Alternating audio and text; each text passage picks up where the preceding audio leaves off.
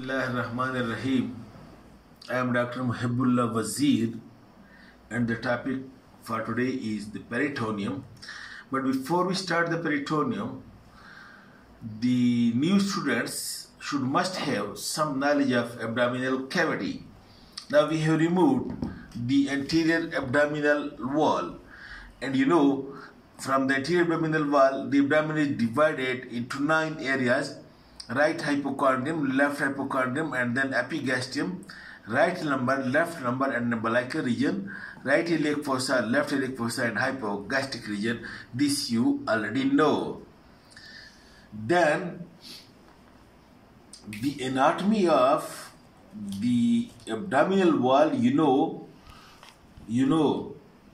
first there is a skin which we have removed. Deep to the skin, there is a superficial fascia which consists of fatty layer and membranous layer. Then deep, when you remove the skin and the fats and membranous layer, then you find the muscles. And the muscles are the external oblique in the lateral area and rectus in the middle area, and then is the internal oblique, and then is the transversus abdominis muscle. Then make it clear, and then deep to this transversus abdominis muscle, there is a thin fascia which is called as fascia transversalis. And then deep to the thin fascia transversalis is again the thick membrane of peritoneum. And it is said that the peritoneum and the deep muscle are being connected with one another by extraperitoneal loose connective tissue. The deepest muscle, the transversus, and the peritoneum, these are connected with one another by loose areolar tissue, which is called as extraperitoneal tissue. This extraperitoneal tissue in the anterior abdominal wall is being given the name of fascia transversalis, while in the posterior abdominal wall, a thick fascia, which is fascia iliaca, and fascia over the psoas major muscle, psoas fascia, but we will see only when we see the posterior abdominal wall. But over here there is a little bit contradiction. Then some people say that there is the internal muscle that is transversus, then there is fascia transversalis, and then there is loose connective tissue and extraperitoneal tissue, and then there is the peritoneum. This is a little bit difference between the two. Okay, then you remove the anterior abdominal wall and see the abdominal contents. Just look over here. There is liver in the right hypochondrium extending toward the left, and then you can see this is the stomach.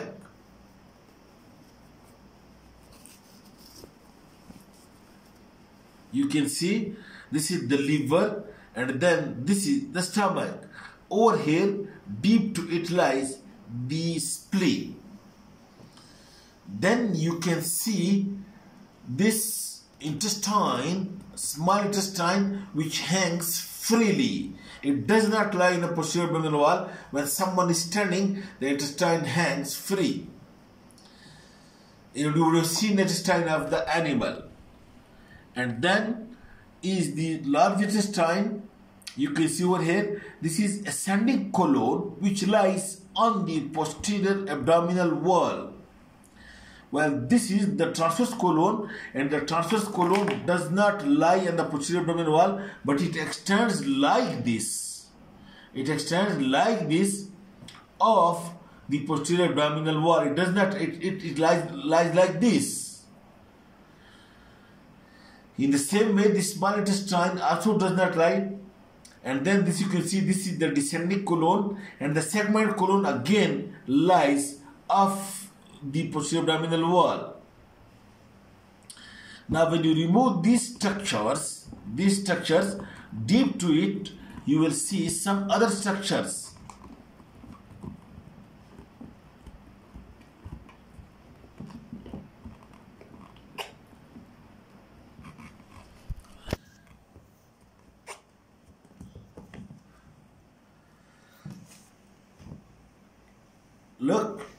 When you remove this structure, you can see the two kidneys lying on the posterior abdominal wall, and you can see the aorta and the inferior vena cava lying in the posterior abdominal wall, and then you can see this urinary bladder and the urinary bladder. This one, look, make it close.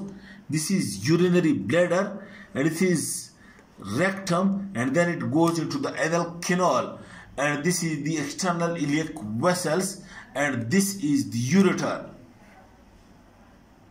This is the right iliac fossa. Over here is a thick fascia which is called as fascia iliaca. Okay. Now the boundaries of the abdomen you can see from above. It is the diaphragm. The upper boundary is the diaphragm. The anterior boundary is this anterior abdominal wall of muscles which we have removed. The posterior boundary in the central region is by the vertebral column, and on each side there is then psoas major and quadratus lumborum muscle, while lower down it is the pelvis, which is the part of the abdomen but is being considered as separate. And over here you can see the ilium bone. This is the ilium bone, and it lies the iliacus muscle. And then this is the pelvic cavity, which contains the pelvic contents, that is the uterus, the urinary bladder, the rectum. But when someone is standing, the small intestine hangs down to lie in this pelvis. This should be the concept of the different organs in your mind. To then we discuss the peritoneum. Okay, then the peritoneum. 20 minutes. Look, the peritoneum is a closed sac. It is a closed sac of serous membrane, just like the balloon full of air with the closed part. So it is a closed sac, but the sac is being made up of fibrous tissue. It is not being made up of cloth or anything else, but it is being made up of fibrous tissue, like you have seen the fascia, or you have seen the pleura, that is being made up of white fibrous tissue. This is being made up of white fibrous tissue or thick membrane. From this thick membrane, a sac is being formed, which is being closed. And the inner surface of this sac is being lined by mesothelial cell, which secrete fluid. And this peritoneum, it lines the walls of the abdomen, just like the carpet. It lies over the floor. In this way the peritoneum lies over the floor as well as the anterior wall.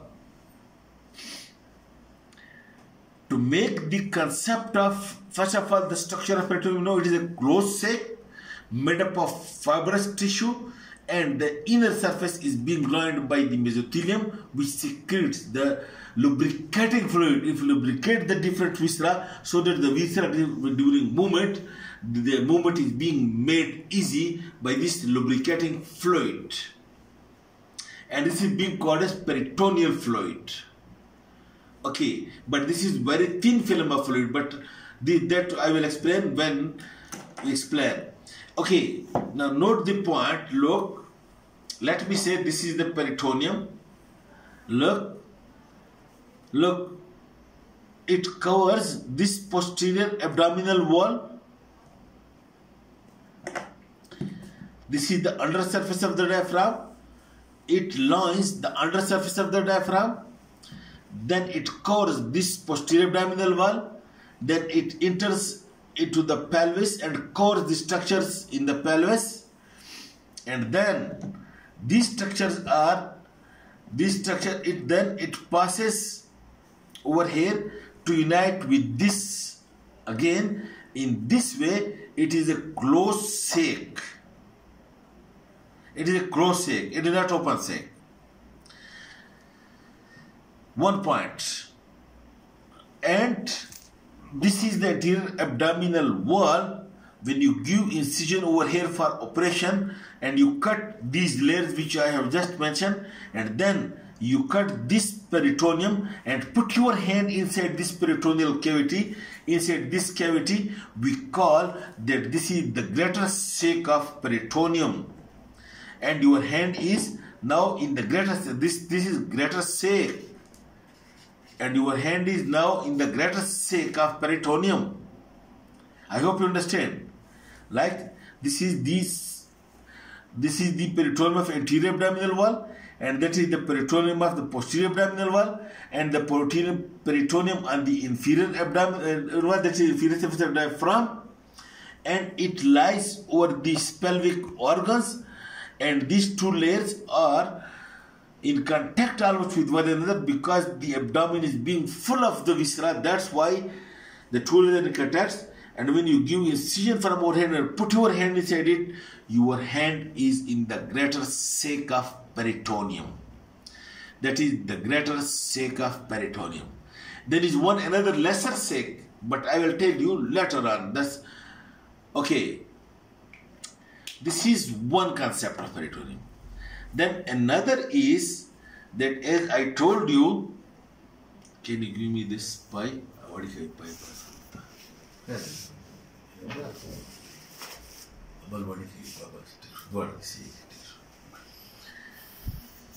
I told you that this transverse colon, this you can see this transverse colon and the small intestine and the same many other organs, it does not lie on the posterior abdominal wall, they lies outside it. Let me say that this is the transverse colon like this. Look, this is the transverse colon. It does not lie on the posterior abdominal wall. So the peritoneum, look, when it comes over here, it covers these structures which lies, for example, it covers the kidneys and the suprarenal gland, it covers these vessels, okay, but when it reaches over here, it lies off the ground. That what happens, the peritoneum ascends like this and then again descend like this to reach to the posterior abdominal wall. In this way, this part of the intestine, that is the ascending colon, it is being enclosed in the peritoneum, and a double-layered fold is coming from the posterior abdominal wall, ascend upward, then descend downward, and then the peritoneum passes downward and covers the structure. This double-layered fold of peritoneum, that is actually called as mesocolon or mesentery, okay, or somewhere it is being called as omentum, somewhere it is being called as ligament, but over here it is called as transverse mesocolon. And the point is, now note please, that those structures which lies on the posterior abdominal wall and it is simply covered by the peritoneum, these structures are called as retroperitoneal structures. Retroperitoneal. While the structures around which it make a double-layered fold, for example, the transverse colon and the small intestine and the sigmoid colon, etc. These structures, although invested by the peritoneum, and the peritoneum then look, it comes like that and cord structure, and again it comes under the anterior abdominal wall and unites with its own peritoneum. Now you can see this transverse colon is simply covered by the peritoneum all around, but the peritoneum does not lie inside the cavity, but even then it is said to be is intraperitoneal. The concept of the retroperitoneal and extraperitoneal. 20 minutes. The intraperitoneal, the extraperitoneal, those structures are retroperitoneal, those structures which are being lying on the posterior abdominal wall and are simply covered by the peritoneum on its one surface. For example, you can see this kidney, the suprarenal gland, the inferior vena cava, and then this, the aorta, the inferior vena cava, and this rectum, and the urinary bladder is being covered. Look, make it close. This urinary bladder is being covered, and then peritoneum is reflected. So only covered on its one surface. But the transverse colon, the intestine, the segment colon, and the liver, many other structures we will discuss later on. Around this, the intestine, the peritoneum is having a double-layered fold like this, and these structures are said to be as intraperitoneal, although it doesn't lie inside the peritoneum. It's only like that look, those structures which are lying on the posterior abdominal wall, kidneys, suprarenal gland, they are simply covered. But look, the intestine, small intestine, the peritoneum when it comes, it ascends like this and descend again. Over here you can see this is this small intestine like this.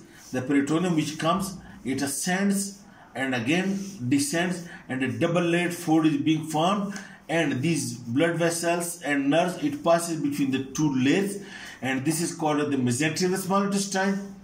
And such structures are said to be is intraperitoneal, although it is also wrong, because no structure lies inside the peritoneum. It is some structures are only invested by the peritoneum. So this is the concept of retroperitoneum or intraperitoneal. And now, to make you understand about the concept of the retroperitoneal and extraperitoneal, one another way. Now you take a balloon full of air, press it over these structures, so it will cover this posterior abdominal wall, it will cover this, and it will cover this inner surface of the diaphragm and the inner surface of the anterior abdominal wall. So these structures are retroperitoneum. But look, let me say the small intestine is like this. When you press the balloon upon, it will invaginate into the balloon, and a double-layered fold of the balloon will be formed around here. And now this is said to be is intraperitoneal, although it does not lie inside the balloon cavity. It only invests. So that is the concept of the retroperitoneal and intraperitoneal, and I hope it would be clear to you. Then the other points are that the peritoneum that lines the inner surface of the diaphragm, and the peritoneum that lies over the posterior abdominal wall, and the peritoneum that covers the inner surface of this anterior abdominal wall, and the peritoneum that lies over this iliac fossa, this one and then this one. This is called as parietal peritoneum. Well, this is called as parietal peritoneum.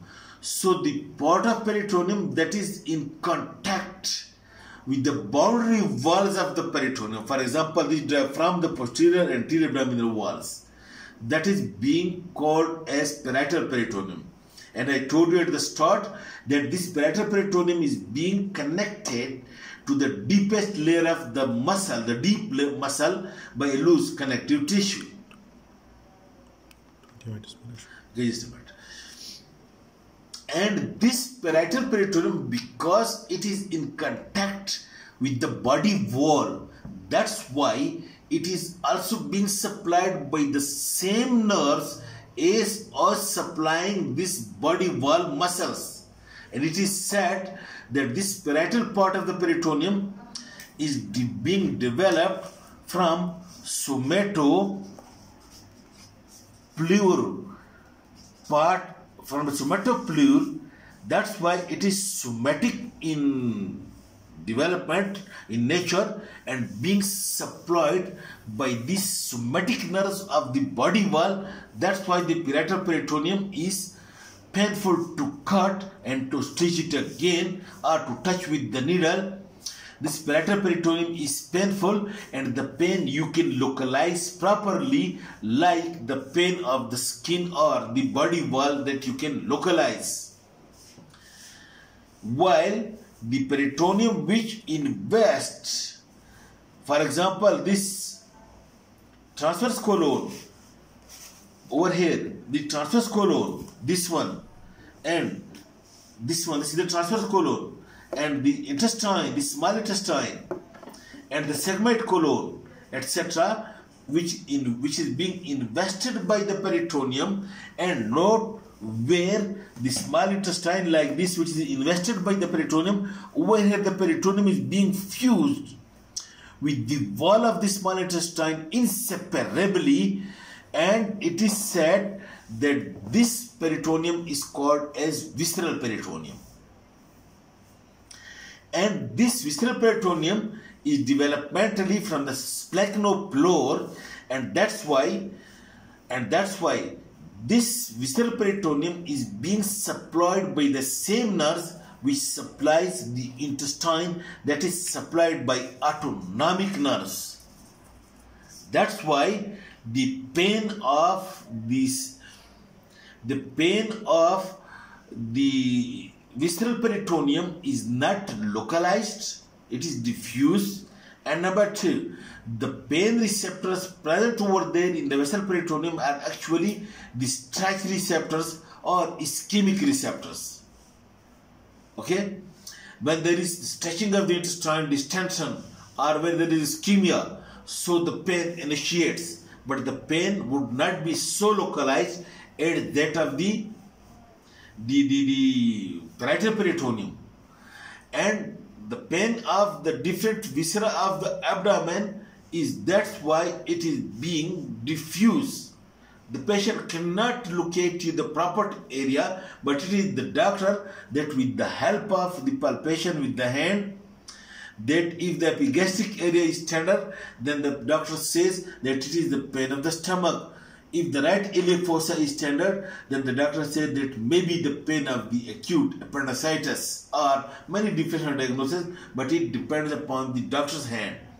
The patient usually, when the parietal peritoneum is involved, then the patient can localize the pain, and the pain at that time is much more when the parietal peritoneum is being involved.